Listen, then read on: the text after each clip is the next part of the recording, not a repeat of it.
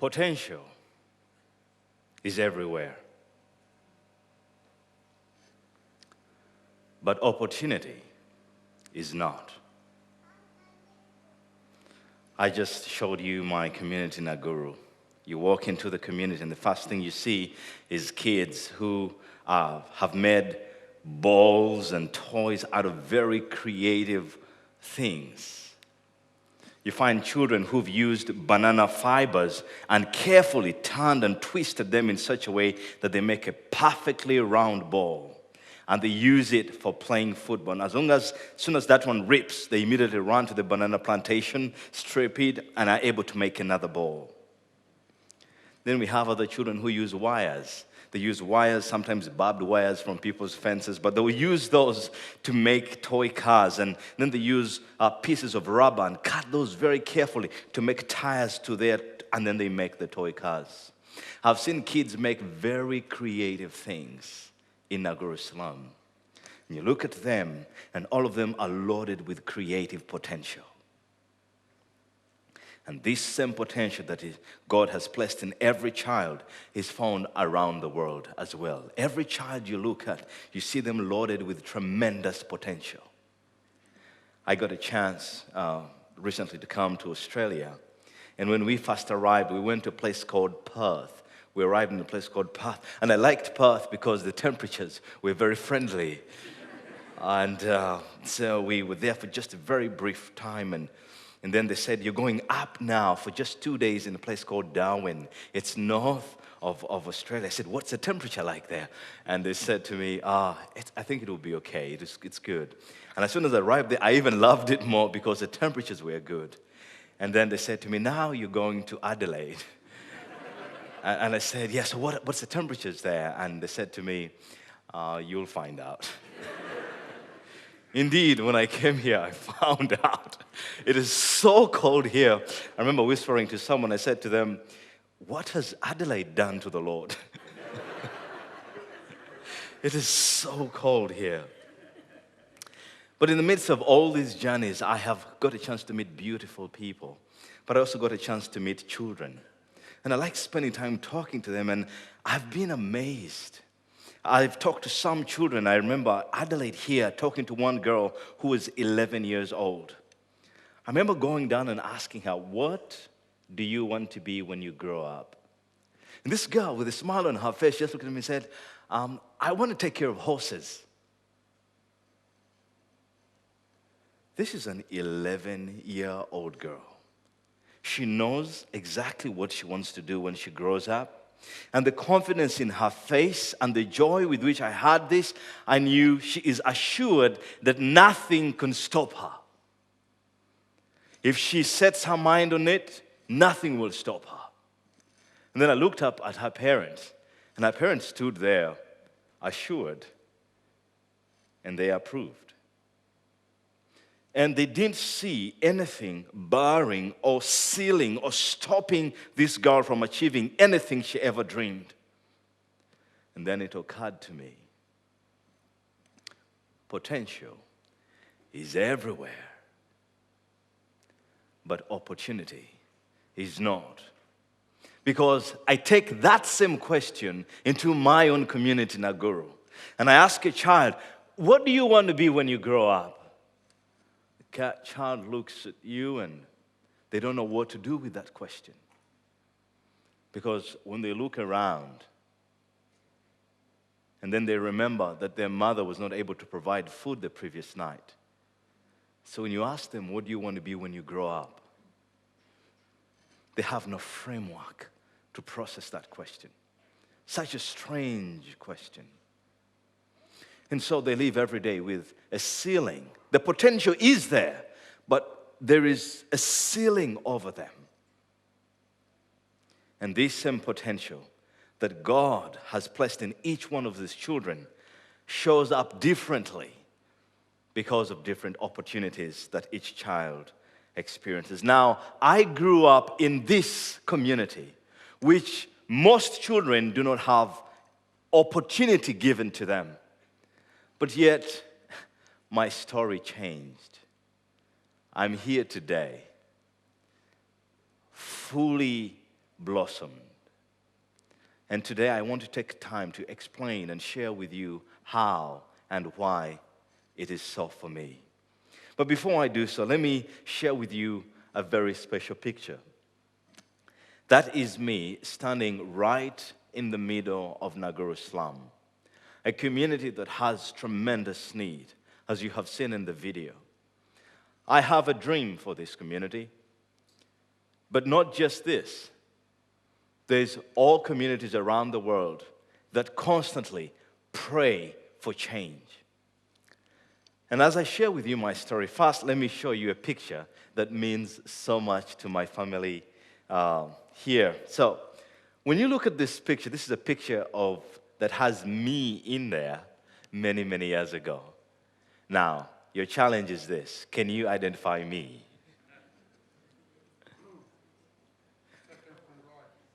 Oh my goodness, you saw that really quickly.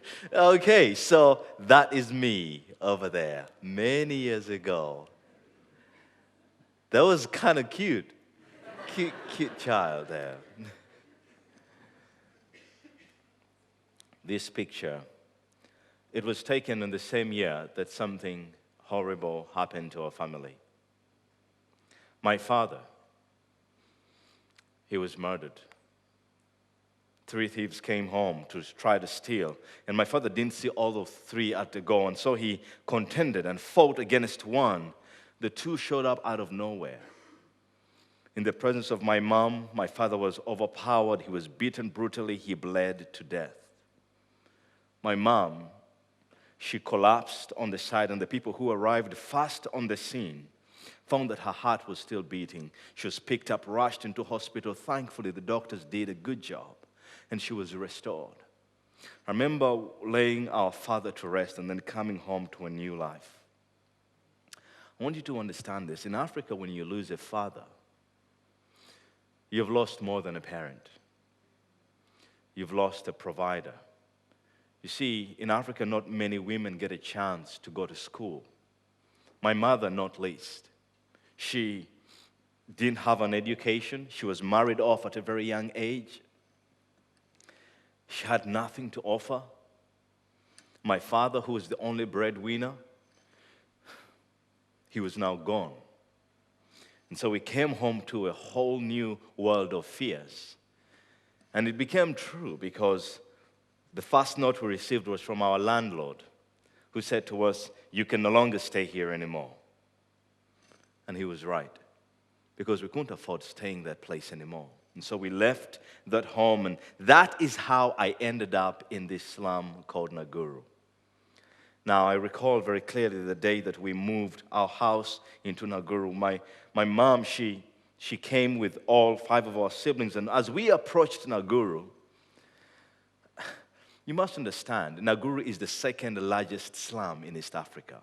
19,000 families in a space, houses, small houses, packed one house after another, sewer going through them, no toilets, where the kids are playing. Whatever you see breaks your heart from the first time you step in there. Now, I will do my best to explain to you what our circumstances were, but there are things that words cannot explain, like the heat, the sounds, the smell, the laughter every so often you hear from the kids playing. I cannot find the words to describe that.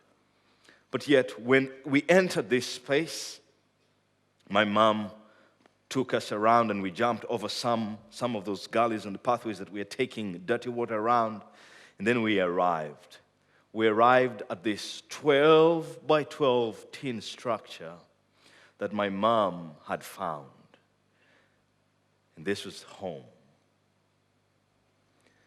I remember my sisters, my brothers, and I were 6 siblings. We walked in there, and I was the first. And I remember looking up.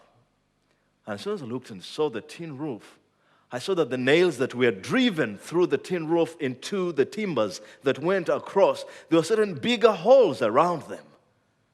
And I said, what happens when it rains? I was yet to find out. Because the rains came. And if it rained during the day, that wasn't too bad because we had buckets, small tins of Omo, which we were able to align with the drippings. And when it happened during the day, we were fine. But if the rains came during the night, I recall several nights of us quickly rolling up our beddings and shoving them on the side and aligning those tins into their normal places. And I remember us standing many nights waiting and praying that this rain will pass on. Soon, you kind of get used to it. But then came the announcements. My brother, one day, he was trying to be genius. It was so hot. The tin roof was so close. It was so hot in there during the day that my brother Ronald decided he was going to kind of bend the tin roofs at every corner so that air can come in. And so it worked well during the day because when wind came through the slum, wind was just filling our house and the air was cooler. And that worked. But then in the night, the same holes he had created for fresh air were the entrance to mosquitoes. And then came the mornings of waking up with fear.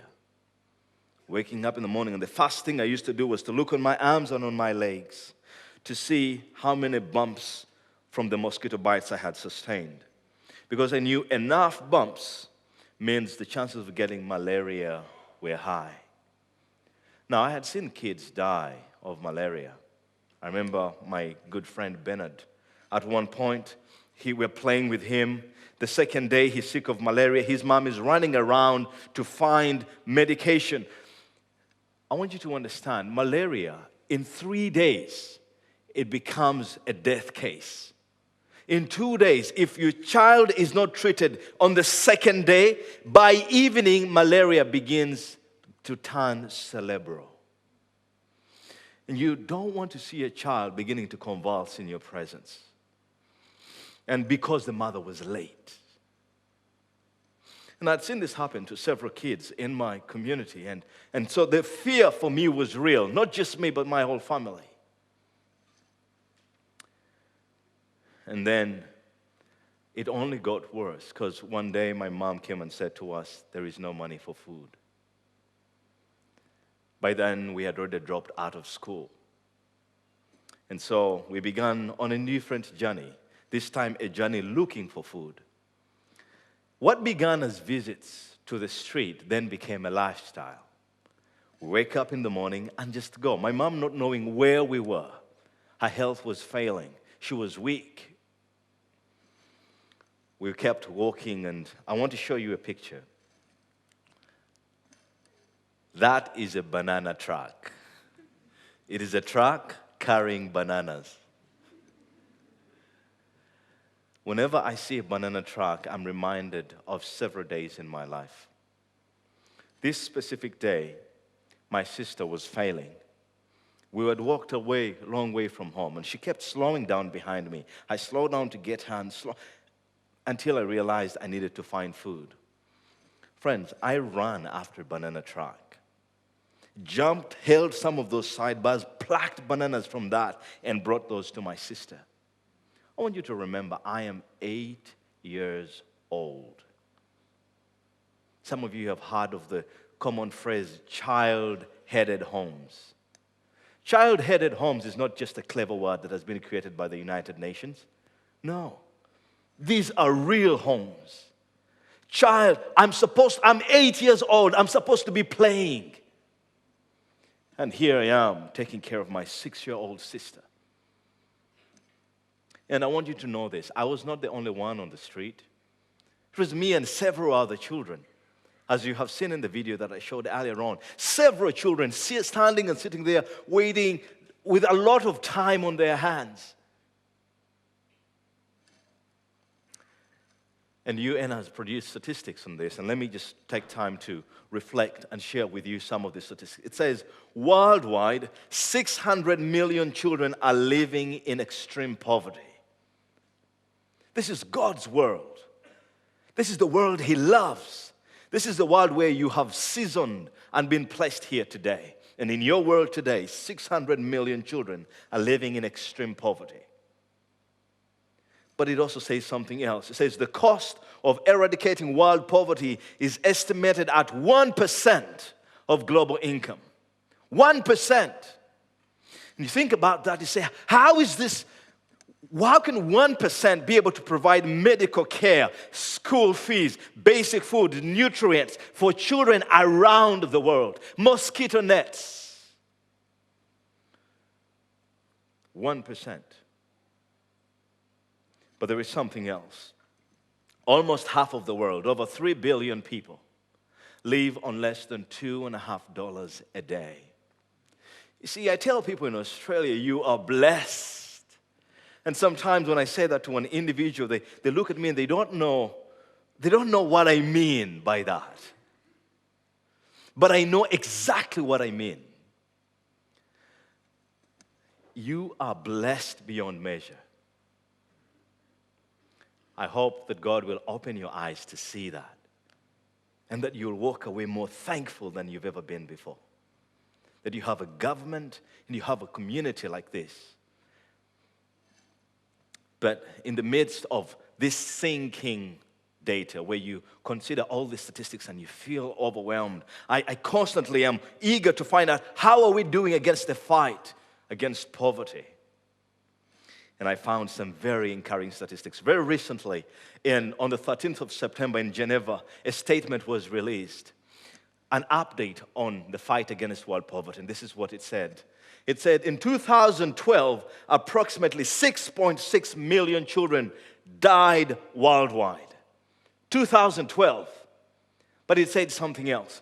It says, according to the UNICEF, World Health Organization, and the United Nations, this is roughly half the number of under fives who died in 1990, where more than 12 million children died. Half the number. It's been cut in half. I want you to see the picture here. 1990, 12 million children before their 5th birthday caused tears in their mother's eyes and died. A few years later, with organizations and governments and individuals deciding that this must stop. With all the work that has happened, in 2012, we are having the number cut almost in half, and now it's 6.6 million. I am eager to read the statistics in 2018 to see how we are doing. And this fight is possible. We're able to win because I'm standing here as a testimony that it is possible to redeem and to release a child from poverty. One of the statistics that disturbs me the most is when I read this, that the country with the highest number of under 5 deaths is India. In my mind, I thought, that's bizarre. That cannot be true. It cannot be true because I know the under 5 deaths that happened in my community, Nakuru. I know what happened in Kasenke. I know what happened in Nakawa. I know what happens in all the slums around Uganda. There is not a country on earth that would have more under 5 deaths than Uganda. And then the UN was saying it was India. And I thought to myself, how can this possibly be true? And then it dawned on me that this is actually a global issue. What we are battling in Uganda is being battled in India. It's being battled in the Philippines. It's been battled in South America. It is a global issue, a conversation that must happen globally about our state. I have something to show you. There is a verse in the book of Luke chapter 4 and verses 18. I believe from studying at Moody Bible Institute, I got a chance to explore this verse in detail. So let me give you a summary. I believe this is Jesus' mission statement. It is quoted out of the book of Isaiah chapter 61. The first phrase that Jesus said when he appeared in Nazareth before his people. This is what he says: "The Spirit of the Lord is on me, because he has anointed me to preach good news to the poor. He has sent me to proclaim freedom for the prisoners, and recovery of sight for the blind, to release the oppressed, and to proclaim the year of the Lord's favor. Crucially, Jesus is saying here that heaven has resourced me. The Spirit of God has been given to me for one purpose: to do exactly this. Jesus' mission statement, heaven empowering him for that one particular cause. Let me say this. When you study this verse, you will find that heaven gives every individual whatever they need, not for themselves, but oftentimes it's for the purpose of reaching out and extending and empowering and touching people for the sake of Christ's kingdom. Let me say that again. If heaven is to give you anything, it has Christ's kingdom in mind. Whatever God gives, He gives for His Son's kingdom's sake. If He gives strength, as He gave Samson, you see, Samson, he was given so much strength in the Holy Scriptures. The Bible says he was so strong like no other man. But that strength was not for him to come and say, hey, look at how strong I am. Oh, applaud me, people. No, that strength was to be used to defend those who were brutally treated, to defend those who were unjustly treated, to defend the people of God. Another man was Solomon, who was given a lot of wisdom. The wisdom was not for him to come and say, hey, look at me. Consider how wise I am. Come, sit on my feet, and I will teach you. No. Heaven gave him wisdom that he might use that to provide justice and wisdom and just judgment over whatever was going on in the kingdom at that time, so that everyone might benefit from the wisdom of God.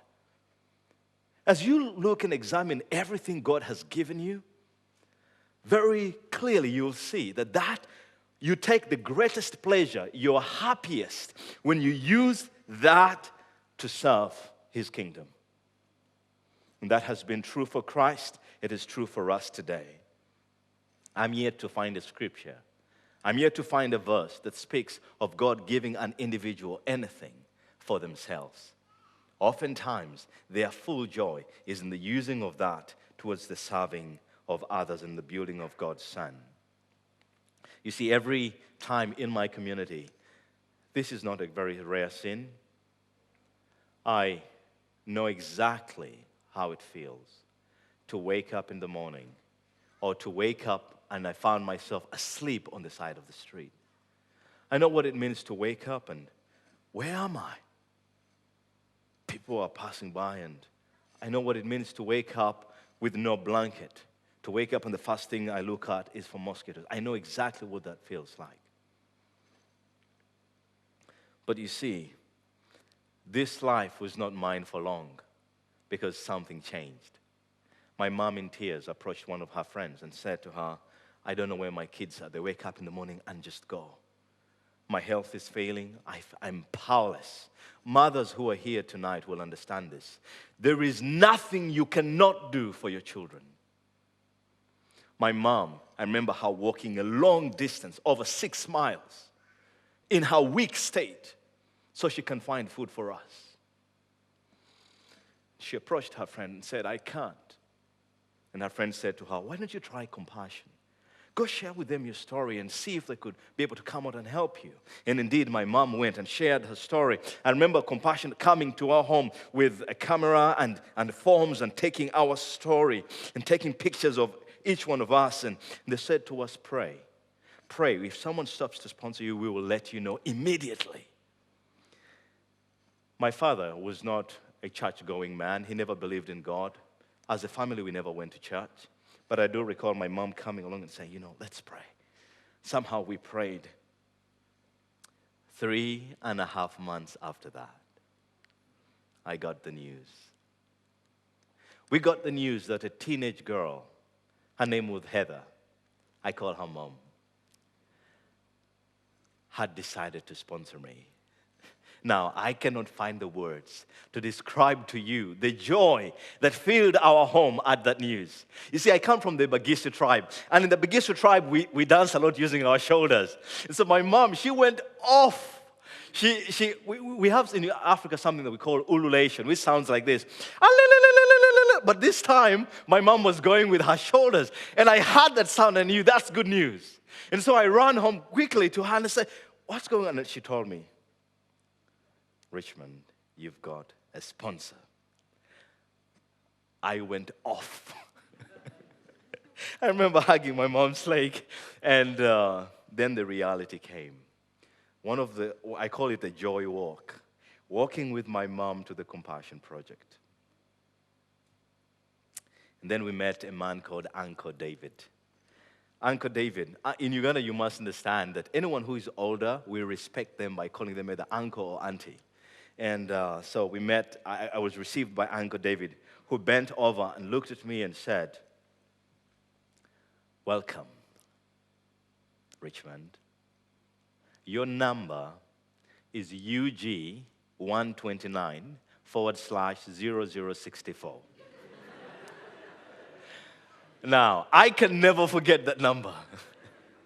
Because that same number was, he later on told me, it was placed at Family Clinic.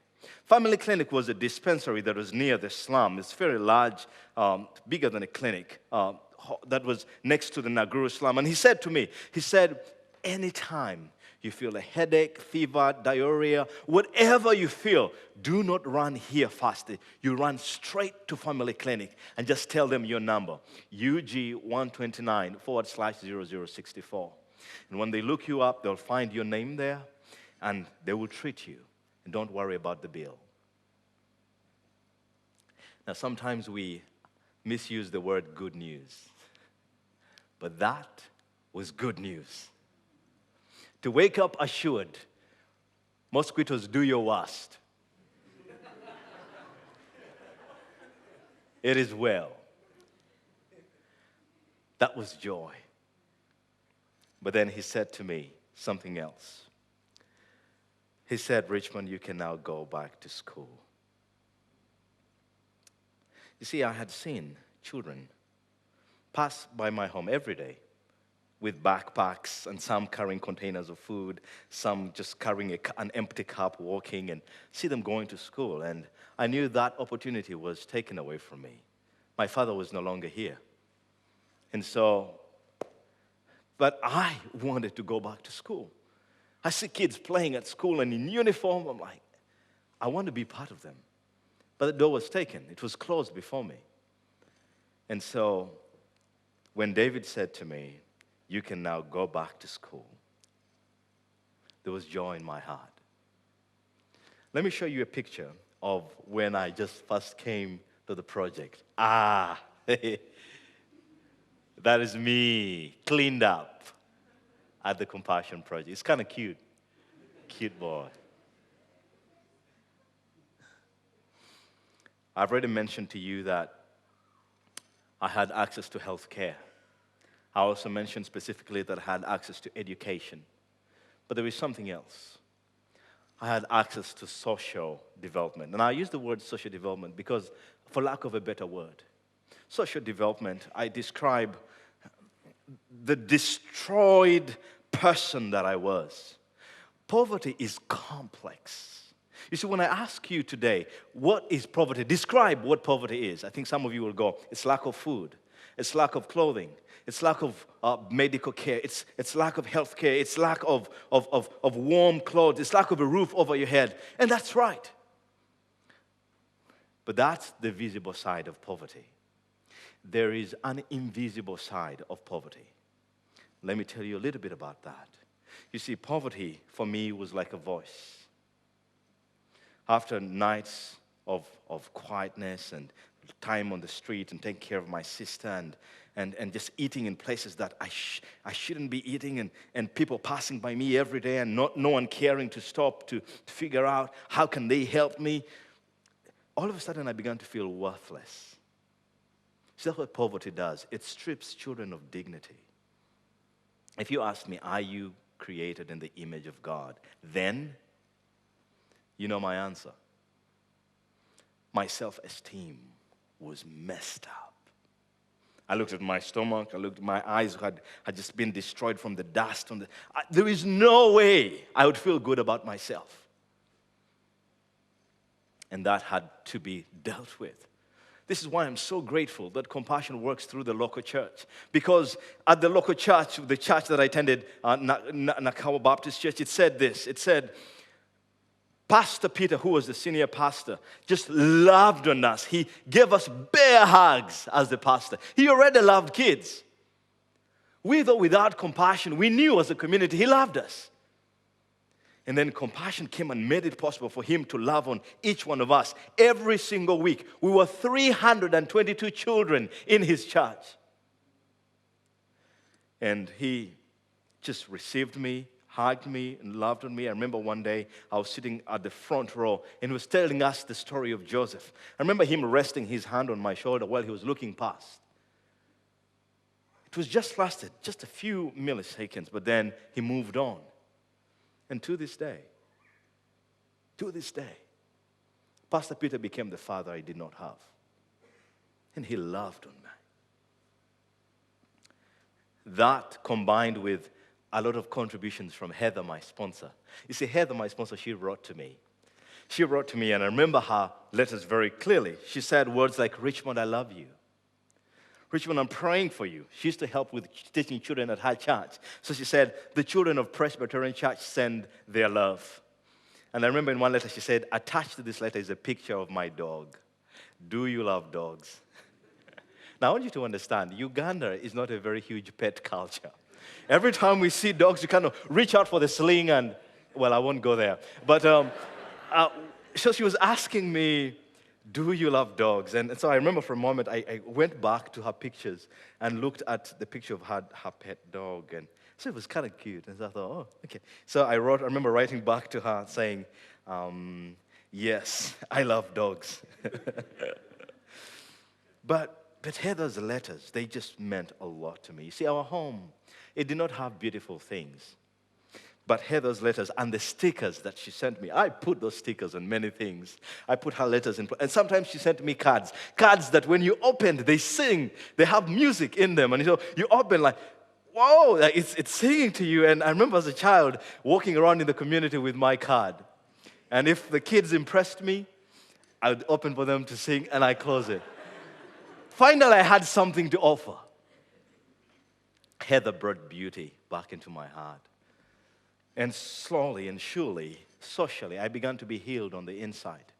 With compassion, staff members loving me at the church, and Pastor Peter pouring it into me, and Heather constantly asking me, how are you doing? How was school? What's your best friend's name? And questions that I had never heard from anywhere else. And so I'm here to say that this that you see is possible. Those of you who are at a distance, I want to point out myself. Hey. That is me. Let me declare it today. Ladies and gentlemen, the child that was on the street, stripped of dignity, hopeless, now stands before you today with a bachelor's degree in accounting. God has done it. Let me say this again. With God, all things are possible. So now, how can the child understand? With God, all things are possible. And now, I, together with all these other compassion children, are in different places of government, doing our service to the nation. I remember on this day, Wes Stafford, who was the president of Compassion then, came and said to us, commission, he said, your potential has been released, but this is not the time to run away as far as you can from poverty. No. Take that potential and go right back into poverty. Clean up those places. Every place mosquitoes are breeding, clean that up, slash up, teach people about hygiene. Do everything you can to face that monster. He used the verse, and on our commission day, he said, they will be called oaks of righteousness, a planting of the Lord for the display of his splendor. They will rebuild broken walls, restore life in cities that have long been devastated. He referred to us as a formidable force. And we see ourselves, former compassion students, as that. Many of you know that this is exactly how you change a nation. South Korea. Many of you know that compassion started in South Korea. South Korea in 1952, where Everett Swanson was taking care of some little orphans and asking people to sponsor these children. And these children grew throughout the program, and now, after they've grown through the program and being empowered to overcome poverty, it was amazing when they wrote to Compassion later on and said, we can now take care of our own. We no longer need Compassion sponsorship. Instead, we want to sign up as a partner country, as a giving country. Now, we have children in our country, in Uganda, that are sponsored from South Korea. A mighty turnaround. You see, this is what I believe about aid. You see, handouts cripple people. When you give someone a handout, you're crippling them because they will need the handout tomorrow. But if you empower them and allow them to grow up through and strengthen them from the inside, they don't need that aid the next day. I believe this is the kind of aid that makes a difference. Right now, each of us, different places of government, some in the military, that are serving. I have 3 truths that I wanted to share with you today. I like the analogy of a stone, and I'll use it later on. This is the first truth. I want to show you that in a picture. That was me, and this is me today. Let me say that again. That was me, and this is me today.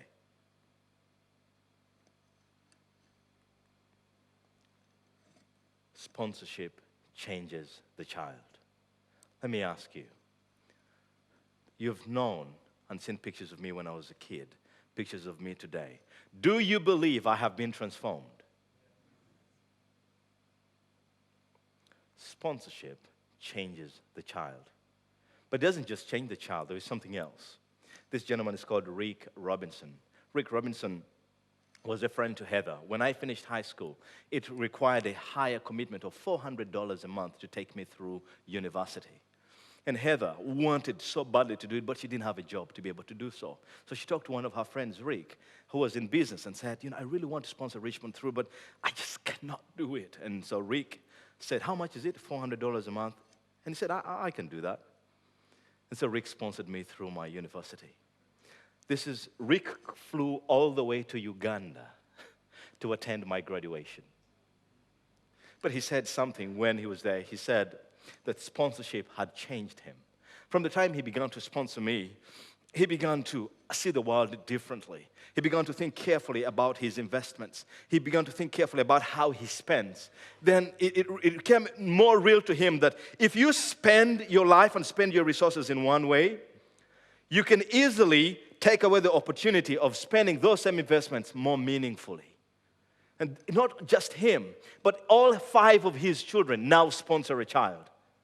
And he said, Richmond, it has changed our family. Every time I go to the refrigerator trying to get clean water and I see your picture on there, I'm so glad as I drink this water because I know I have done the same for you. But he said, Richmond, one of the things that he told me, he said, to know that what breaks God's heart breaks my heart as well. I feel closer to God. And there is no joy like the joy that comes from obedience. There is tremendous joy that comes from obedience. So sponsorship doesn't just change the child, it changes you as well. But there's another thing. This is a picture of Pastor Peter, the man I was talking about earlier. That's the church in which I grew up all these years. Pastor Peter, he loved us. But his reach was only to a certain extent. Because, you see, think about it, the pastors who are here today. Think about preaching to people where 3/4 of those people haven't had a meal the previous night. And you're trying to make sense of the gospel. That's tough. That's tough ministry. And Pastor Peter, he wanted to reach as many as he could, but the environment was so tough. Then compassion came alongside him and allowed an opportunity where 322 children were in his church, 10 hours a week, 48 weeks in a year. And think about this church. If this church was filled with 322 children, what opportunity for ministry that is. sponsorship, it changes the church. And so now comes the analogy of the stone that I told you about. You see, if you are a stone thrower, you know that if you can hit 2 birds with 1 stone, that's good. Now, I want to say to you that sponsorship hits 3 birds. It changes the child dramatically. It changes the church dramatically. But it also changes you who throws the stone. As I reflect, I want to show you a picture, the most precious picture to my wife and I. Ladies and gentlemen, meet my sponsored child, Benjamin.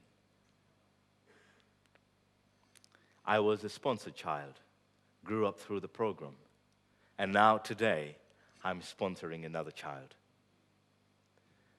We send stickers to Benjamin. We send letters to him. We tell him we love him. He comes from a Muslim family, and he just has almost similar circumstances to mine. And we love on him.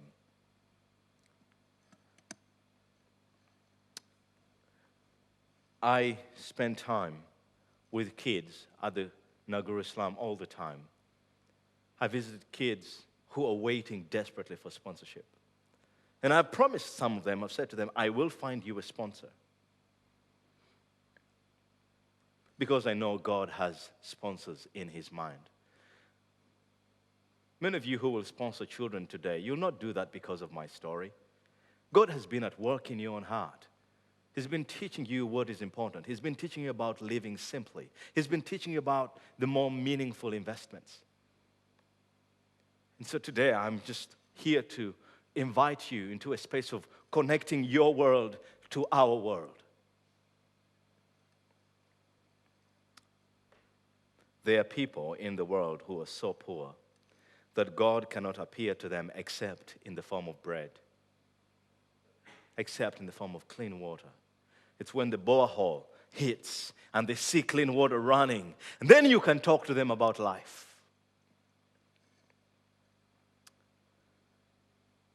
I want to be very specific. My message, my plea today is that you might consider reordering your life. You might consider, what does it mean to give towards a child who I do not know, but whom I might meet someday? What does it mean to reorder my life so that someone else can simply live? What does it mean to walk at a higher place of faith where God resurrects faith and speaks to you even about others, not just yourself? When we speak, now let me talk to you as an accountant.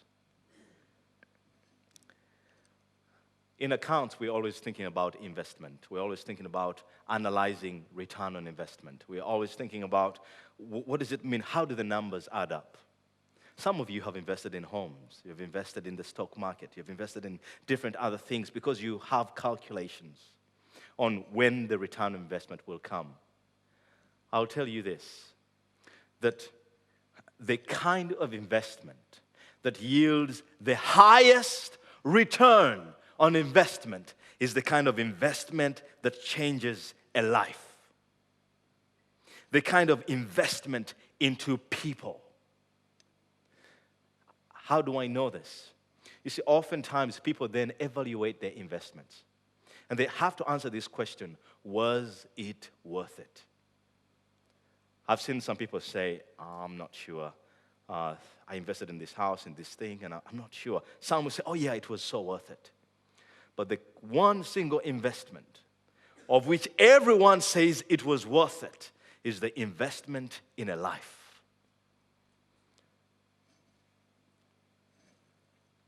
When you sponsor a child today, you're not investing in any other thing. It's not a house. It's not something for your own pleasure. It is investing in a life, unlocking the potential that is so hidden and so cold, the evil that is going over the children, and say, enough! And standing between the strong man and the child, telling the child, it is well, I am willing. Those of you today who feel this is for you, I want you to notice that on the packets that you'll look at, there are packets that have red dots on them. Now, these packets that have red dots, I was just looking at their faces today, even just before I came up here, and this is it. The red dots indicate that their sponsor is no longer sponsoring them. Either the sponsor has passed on, or the sponsor has moved location, or something has happened to that sponsor. And some of them have just 1 or 2 years to go. They are 17 years, or some of them are 18 and a half, waiting just 1 or 2 more years or 3 more years to go. And I would encourage you, consider some of these children that have red dots. Now, that's not to say that the other children are not critical needs. No, all of them are critical cases. But I just want to specifically point out that if you see a packet that has a red dot on it, it means that either that child sponsor is no longer sponsoring them for one reason or another, or the child has spent more than 12 months waiting for a sponsor. And so they're in the critical batch. This is my answer to some of you who might ask, so how? How will I do it? Live simply so that others can simply live. God bless you.